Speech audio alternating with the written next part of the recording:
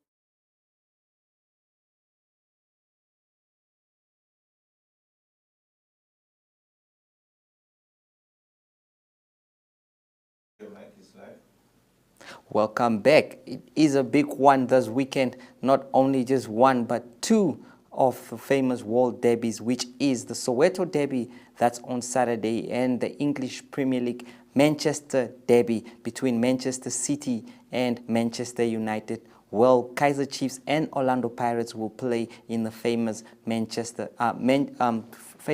the famous Soweto Derby, pardon me there.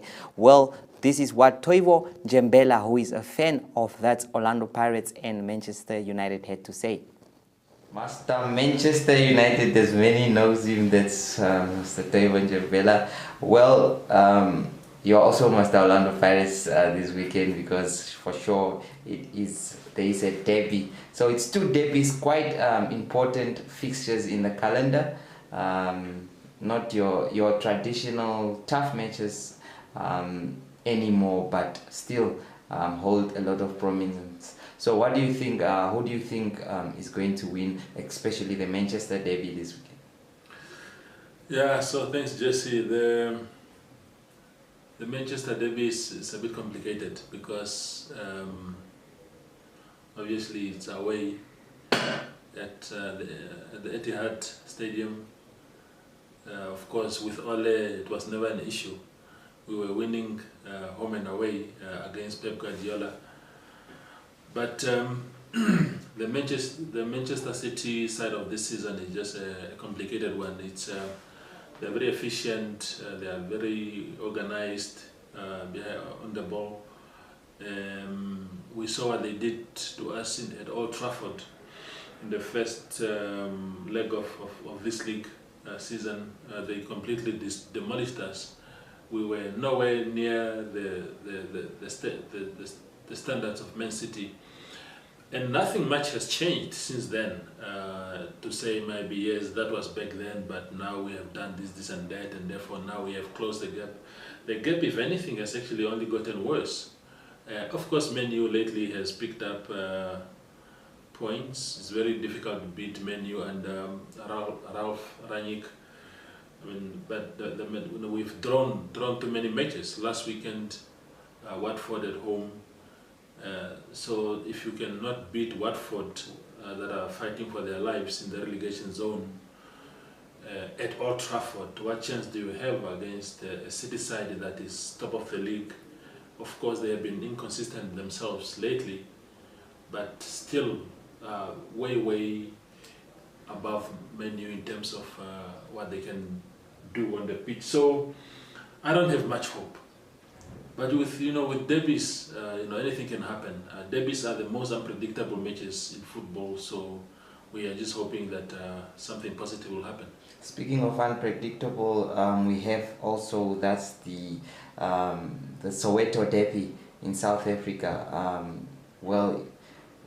Over the years, this derby held a lot of prominence, and stadiums were packed to the rafters. So what do you think is going to happen in that one? Who do you put your money on? No, yeah, I'm a baka.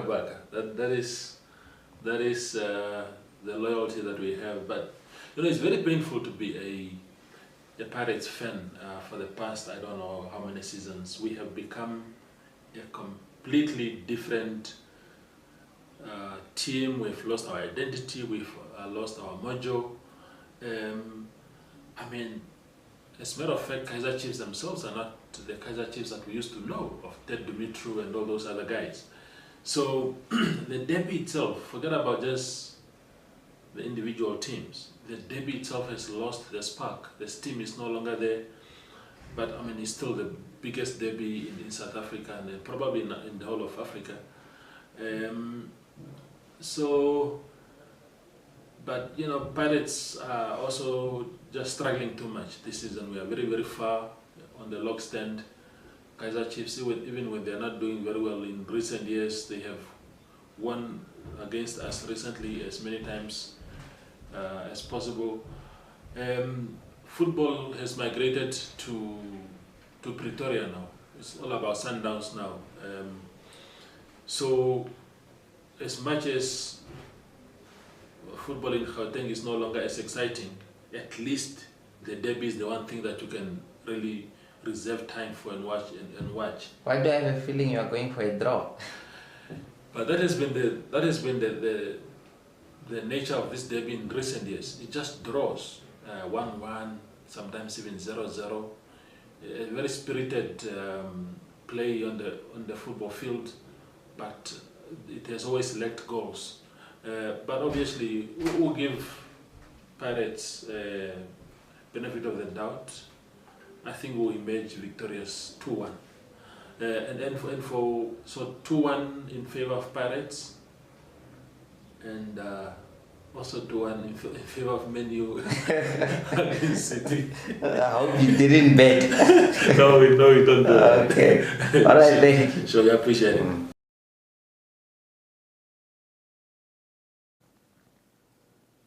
Welcome back. We all know that it will be a cumbersome task for both teams, and there will be no cordial relationships between them this coming weekend. So let's hope that the derby will be able to produce what it always lived up for, that's fireworks. We hope that the teams will be going on all guns blazing, firing on all cylinders as they go into this one. That is Amabaka Kaizer Chiefs, Manchester United against Man City. It is crunch time and a big weekend indeed. We will go for a break, and after the break we cross over to Spotify with Brian Munango. Stay tuned.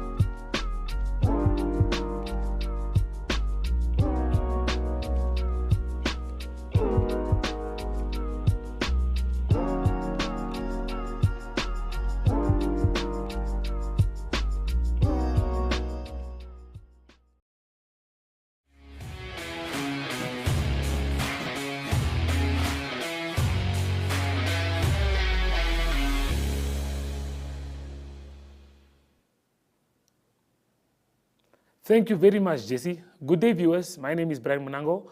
Let's have a look at what local youth are busy with sports this weekend. An eventful weekend to look forward to as the F&B Schools Mountain Bike League has its much anticipated first week fixture tomorrow. Last year, Windhoek League drew on average 150 riders per race from 26 schools with children varying with ages from 6 to under 18s. The aim of the league is to introduce children to mountain biking, and the event is aimed at riders of all skills levels, and everyone is welcome to participate. So regardless of your skills on the bicycle, you are welcome to participate, and yeah, we look forward to seeing you there. The Tennis Association will be hosting a tournament in Swakopmund for all age groups that will kick off at 2 o'clock tomorrow in the afternoon. And on Saturday, we are expecting to have them play the finals, and on Sunday as well. There are 57 entries of all the age groups of under 10 to under 25s. They'll play the games at the 4 Swakopmund mall courts as well as the 3 municipality courts.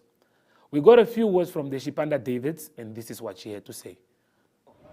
Hi everyone, I'm Deshpanda David, and I'm from Swakopmund, and I'm the tournament director for this coming NTA tournament that's taking place this weekend. Starting tomorrow up to Sunday, we'll have our finals on Sunday.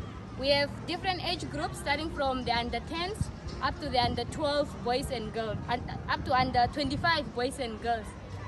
It's for everyone. We have kids coming in from Windhoek and also the other towns, but majority are coming from Windhoek. Yeah, and also it will be a lot of fun. So you guys must come watch and support the tennis also. We're trying to grow tennis in Namibia as well. We also offer lessons this side in Swakop and also in Windhoek. So if you are interested, just pass by the tennis courts and you can talk to us. And we are looking forward to this tournament. It's the first tournament in Swakop this year, and we are very much excited. So from tomorrow at 2, hope to see you in Swakopmund at the tennis courts.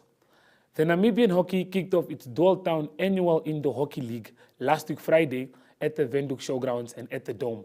The competition is played both in Windhoek and in Swakop, where teams are participating. In Windhoek, we have a set of 10 teams that will commence tomorrow to try and win the tournament. And that's it from us here at Spotify. We look forward to seeing you again next week on Monday, same time, same place, as we bring you an update of all the sports that will be taking place during this weekend. Also, remember to stay tuned to our social media pages at MyZone on Facebook, Instagram, and on Twitter. That's all from Spotify. Back to you, Jesse.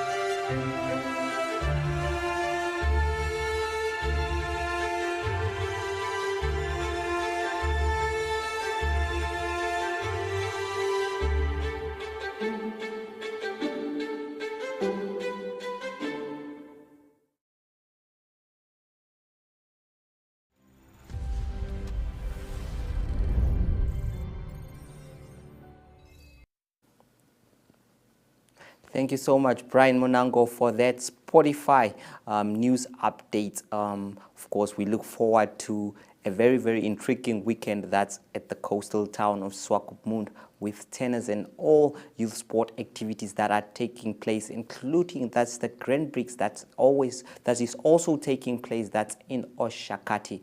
That will be the Athletics Grand Prix. Athletics Namibia will be hosting that one for you there. Well, from Namibia now we cross over the border. That's to South Africa to meet our international correspondent Ali Ohad, who brings us the latest on international sport. Stay tuned. Good day, everyone. It's time for international sport news, and we start off with Formula One racing. And news is that the Russian drivers have been banned by Motorsport United Kingdom to drive in the United Kingdom in the Grand Prix circuit this year, and that relates to the British Grand Prix that's going to take place in Silverstone. That is July of this year. And it also relates to the Russian driver that is driving for the Haas team. It's Nikita Mazepin. Earlier, he was given the authority or the okay by FIA that he can drive in all the Grand Prix, but under a neutral flag. But the Motorsport United Kingdom indicated they're not going to accept his license. Still uncertain if other countries will follow suit to the decision of Motorsport United Kingdom. Other motor racing news is that Max Verstappen is set to earn lots of money in a new contract deal that is for Red Bull, that tried to keep him as their driver. Of course, Max Verstappen won the 2021 season in dramatic style. He's the new champion, and it is reported that he might earn as much as €50 million for a new contract that is annually.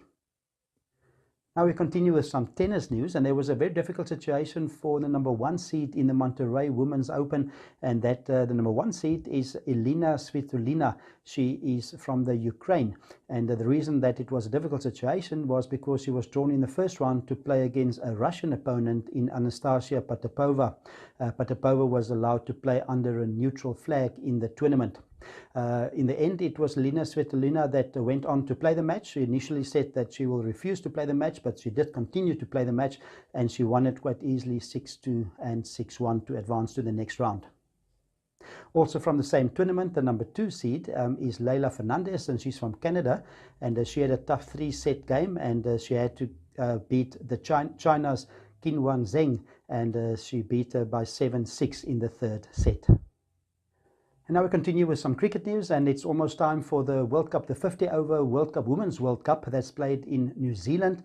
It starts in a few days' time, and the first game for South Africa will be on Friday, and that is South African time, and that is actually midnight on Saturday, or just on midnight Friday evening. They will play Bangladesh in the first game of the tournament, and the opening game earlier will be New Zealand that will play against the West Indies. Tough situation for South Africa at the moment, because they also without their star batter, that is Lizelle Lee. She's back in New Zealand. She couldn't fly with the team initially, and now she's in quarantine because of COVID-19 for 7 days, but she will be able to play in the second game against Pakistan. Earlier, a few months ago, or a month ago, it was also bad news that the captain of the South African team, that was Danae van Niekerk, she broke her ankle, and she's out of the tournament altogether. South Africa will be captained by Sunay Luis. And now to conclude some soccer news or some football news, there was some midweek FA Cup games that was played in the United Kingdom, and some of the big teams that did go through was Chelsea. They had a tough game against Luton. They beat them, that was played at Luton, they beat them by 3-2. That was also a tough game for Chelsea. It was announced on that day that the club is going to be sold, and it is the owner of Chelsea, that is Roman Abramovich, that announced that he will sell the club after almost 20 years. He bought the club in 2003, but now he said that he's going to sell it, and it's obviously linked to the situation where Russia invaded the Ukraine. There's estimations that the club might be worth as much as €3 billion. And also other FA Cup results from midweek, or that I can mention, is Liverpool that went through against Norwich. They beat them at home by 2-1. And then also Middlesbrough that earlier continued to be going on and beating big clubs. They first beat Manchester United, and now in the round of 16 they also beat Tottenham Hotspur by 1-0. And with that soccer news, I conclude the international sporting news. Hope you have a great day. We talk again tomorrow. Goodbye. Thank you so much, Ari. Indeed, it is great news from international that the Liverpool fans are actually happy with the result in terms of that's the FA Cup. Minamino making it, scoring a brace there, a beautiful goal indeed that he scored. That was last night. Well, from the Sports Rep crew and me, Jesse Jackson Kauraitha, that is all we had for you. Please don't forget to catch us again live. That's tomorrow, same time, same place. Ciao.